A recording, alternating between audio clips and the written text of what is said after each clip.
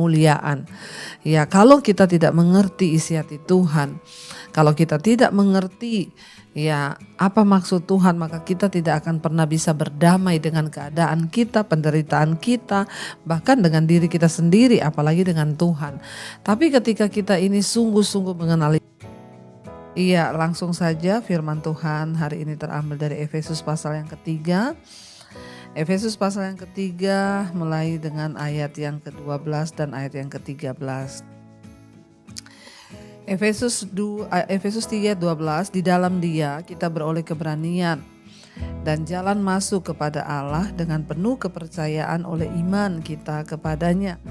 Ayat 13, sebab itu aku minta kepadamu supaya kamu jangan tawar hati melihat kesesakanku karena kesesakanku itu adalah kemuliaan.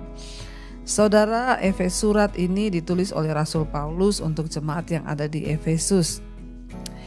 Rasul Paulus banyak memberikan pemahaman-pemahaman tentang dasar-dasar kekristenan kepada jemaat-jemaat mula-mula. Dia menceritakan bagaimana tentang Kristus yang adalah Tuhan sendiri yang datang ke dalam dunia. Dia juga memberitahukan kepada orang-orang di sana tentang rahasia panggilan orang-orang yang bukan Yahudi. Ya, karena keselamatan itu datang awalnya hanya bagi orang Yahudi, tetapi kemudian Tuhan berikan kepada orang lain juga yang bukan Yahudi. Dan Rasul Paulus berkata di sana di dalam Efesus 3 ayat yang ke-12 dikatakan, di dalam Dia kita beroleh keberanian dan jalan masuk kepada Allah dengan penuh kepercayaan oleh iman. Ya, oleh iman kita kepadanya. Rasul Paulus sedang menceritakan tentang Yesus Kristus, Sang Juru Selamat, Sang Mesias yang datang. Berkat Yesus Kristus, maka keselamatan itu boleh diperoleh oleh bangsa-bangsa lain yang bukan Yahudi. Ya, sehingga itu yang menjadi dasar Rasul Paulus terus memberitakan Injil Kerajaan Allah. Dia berkata bahwa di dalam Kristus kita ini beroleh keberanian dan jalan masuk kepada Allah. Ya, tanpa Yesus kita tidak punya jalan masuk. Makanya Yesus berkata, akulah pintu, pintu. Tidak ada seorang pun yang bisa datang kepada Bapa kalau tidak melalui Yesus, sebab Yesus dan Bapa adalah satu. Ya, jadi barang siapa yang datang kepada Bapa itu adalah dia datang kepada Kristus, Sebab Kristus itu pintunya, manusia yang datang kepada Tuhan. Yesus adalah Tuhan yang turun menjadi manusia. Dan dikatakan di sana Rasul Paulus bilang di dalam Kristus kita ini memperoleh keberanian, sebab kita tahu dulu Allah itu adalah api yang menghanguskan. Allah itu adalah api yang membakar. Tidak ada satupun manusia yang tahan untuk berdiri di depan Allah. Tapi lewat kasih karunia anugerah Allah turun ke dalam dunia serupa dengan manusia di dalam Kristus Yesus. Dia mati mencurahkan darahnya bagi manusia dan dia menjadi pintu pendamaian. Sehingga bagi setiap orang-orang yang berdosa, Allah itu bukan lagi api yang menghanguskan, karena mereka bisa masuk kepada Bapa melalui Kristus, penebusan lewat darahnya. Kalau Kristus tidak datang, maka Allah adalah Allah yang tidak bisa dihampiri. Tetapi karena dia datang ke dalam dunia dalam rupa manusia, yaitu lewat Yesus, kita memperoleh jalan masuk kepada kasih karunia itu. Karena itu Rasul Paulus bilang di dalam Dia kita beroleh keberanian dan jalan masuk. Kita tidak perlu takut lagi untuk datang kepada Bapa. Di dalam Yesus ada keberanian dan jalan masuk kepada Allah dengan penuh kepercayaan oleh iman, Karena itu saudara, kita harus terus percaya, beriman. Hanya orang-orang yang beriman bahwa Yesus adalah Tuhan, mereka yang layak, mereka yang dapat masuk kepada kasih karunia itu. Bahkan Rasul Paulus berkata, sebab itu dia menasihatkan jemaat yang ada di Efesus.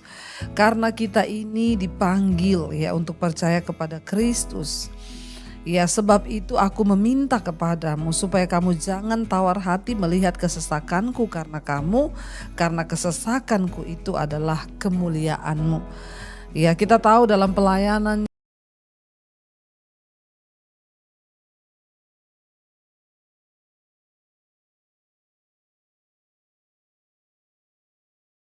jemaat yang mengikutinya merasa ya tawar hati. Kenapa ya orang yang memimpin kita, membawa kita kepada keselamatan kok dihukum? Ya kenapa dia harus menderita?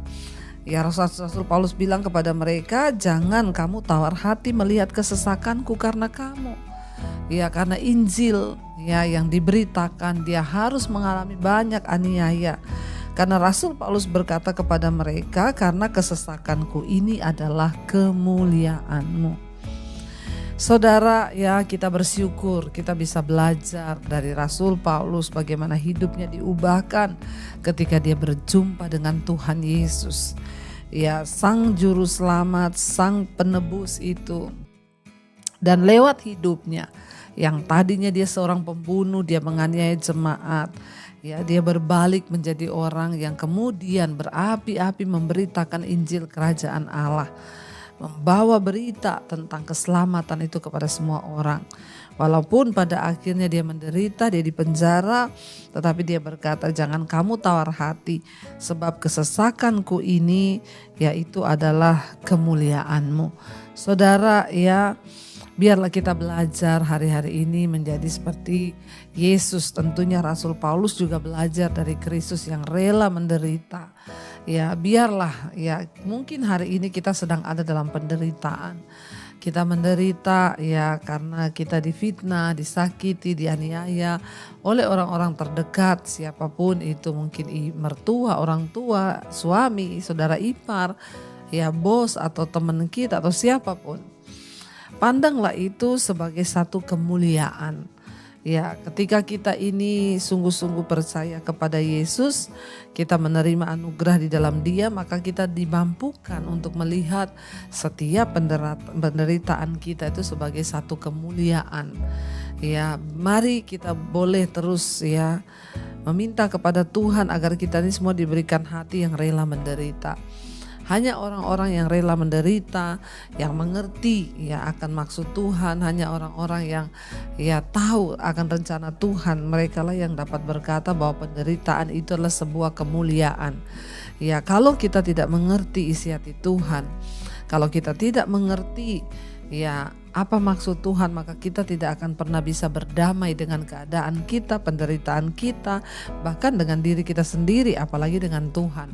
Tapi ketika kita ini sungguh-sungguh mengenal Yesus, kita sungguh-sungguh berada di dalam kasih karunia, kita tahu bahwa semua penderitaan yang kita alami itu akan menjadikan sebuah kemuliaan ketika kita tetap berespon di dalam kebenaran.